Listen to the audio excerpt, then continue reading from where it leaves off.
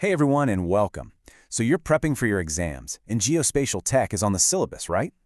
Well, you have come to the perfect spot. We're going to break this entire topic down, science and tech style, into super clear, high-yield points that you can actually use. Let's get right into it.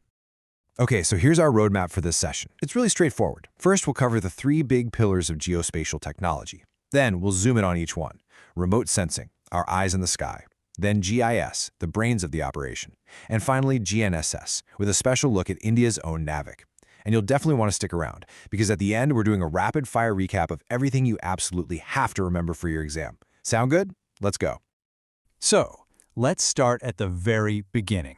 What are we even talking about with geospatial technology? Well, in simple terms, it's the science of grabbing, managing, and analyzing data that's tied to a specific spot on our planet. I like to think of it as a super sturdy three-legged stool. Each leg is one of the core components: RS, GIS, and GNSS. Without all three, the whole thing just isn't stable. So let's look at each leg one by one. All right, first up, let's talk about remote sensing. This is, quite literally, our eyes in the sky. Imagine being able to get detailed information about any place on Earth without physically having to be there.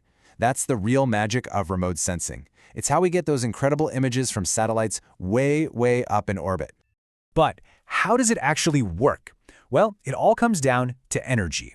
Remote sensing is the science of capturing information by looking at how electromagnetic radiation, or EMR for short, bounces off or is given off by things on the Earth's surface. You know, a forest, a city, a river, they all interact with energy in a very unique way. They each have a kind of energy fingerprint, and that's exactly what our sensors are designed to read from a huge distance.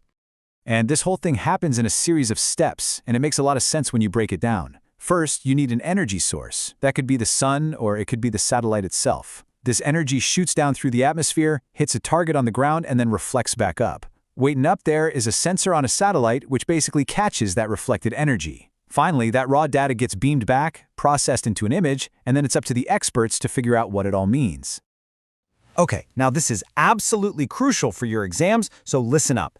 There are two main flavors of remote sensing: active and passive.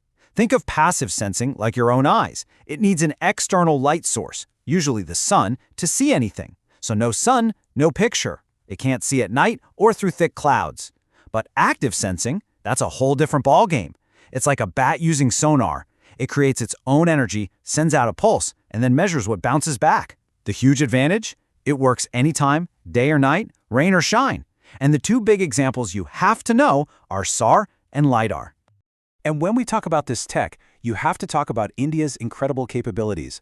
Just look at ISRO's Cartosat-3. It has a spatial resolution of 0.28 meters. Now, what on earth does that mean? It means that from hundreds of kilometers up in space, this satellite can see an object on the ground that's only 28 centimeters wide. That is less than the length of a standard ruler. You can literally tell one car from another. That is just wow. It's seriously impressive, very high-resolution data.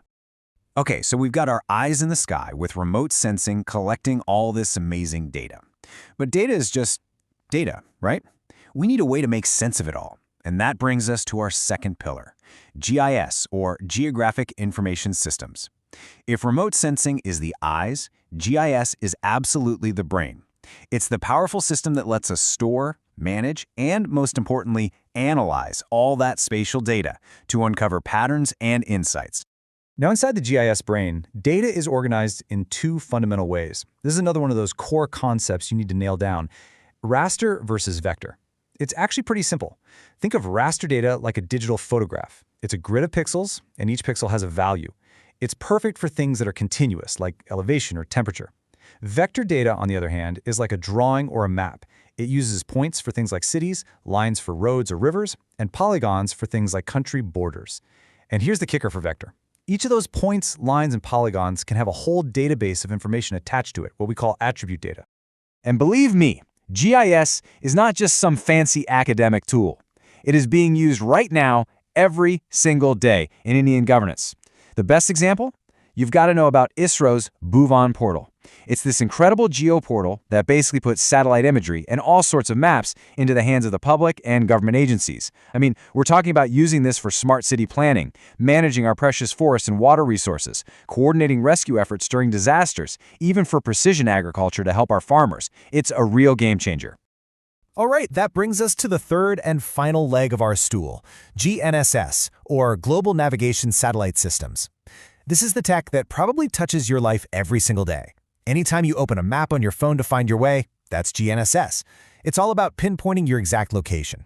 And as you're about to see, India has its own amazing system here.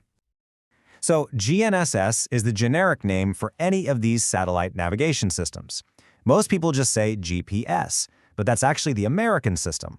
You've also got GLONASS from Russia, Galileo from the EU, and several others. What do they all do? They provide what's called PNT services. That's another key acronym for you: positioning, navigation, and timing.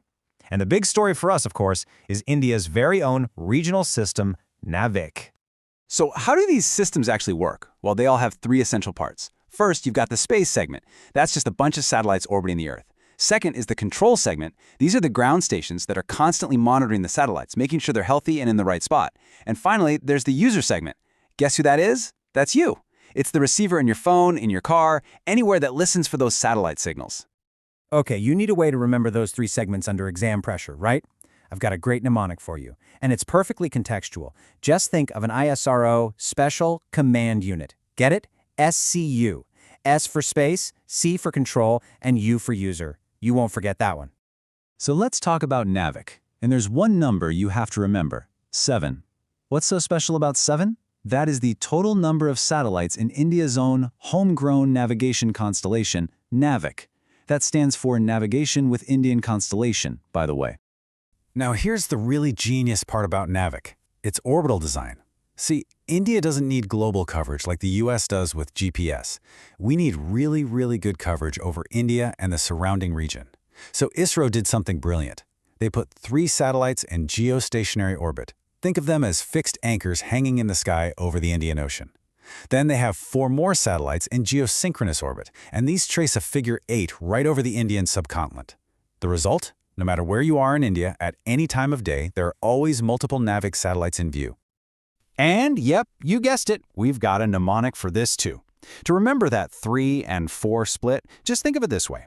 The 3 GEO satellites are like fixed guards on duty, always watching. And the 4 GSO satellites are the patrol units, constantly moving around their beat to make sure the entire area is covered.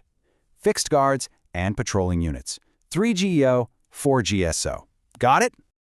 So what's the big takeaway here? It's that NAVIC is a huge strategic asset for India. Look, GPS is global, sure, but NAVIC is hyper-focused on India and about 1,500 kilometers around us. And in this area, its accuracy is fantastic. But the most important point, the one you really need to understand, is about independence. By having our own system, India is not reliant on any other country for critical positioning, navigation, and timing services. For our military, for our economy, for disaster response, that self-reliance is priceless. All right, we've covered a ton of ground. Now it's time to boil it all down. For all of you getting ready for your exams, this is the most critical part. We're going to run through the absolute key takeaways, your final revision checklist. So pens ready, let's lock this information in. First, remote sensing. 1. It uses EMR to get info from a distance. 2. Remember the big difference. Passive needs the sun. Active makes its own energy. Key examples of active: SAR and LiDAR. 3. Know the different types of resolution: spatial, spectral, temporal. And 4. India's star is Cartosat 3, with that mind-blowing 0.28 meter resolution. Done. Next up, GIS. 1. It's the brain that analyzes spatial data. 2. The 2 data models are raster, which is like a grid of pixels, and vector, which uses points, lines, and polygons. 3. Remember that vector data has attribute data linked to it. And 4. Your go-to Indian example is the Bhuvan portal from ISRO. Simple. And finally, GNSS and NAVIC. 1. GNSS provides PNT, positioning, navigation, and timing. 2. India's system is NAVIC. 3. The magic number is 7 satellites, in that special 3 GEO plus 4 GSO configuration. 4. Its service area covers India and a 1,500-kilometer bubble around it. And 5. Its positional accuracy is better than 20 meters. These are the must-know facts.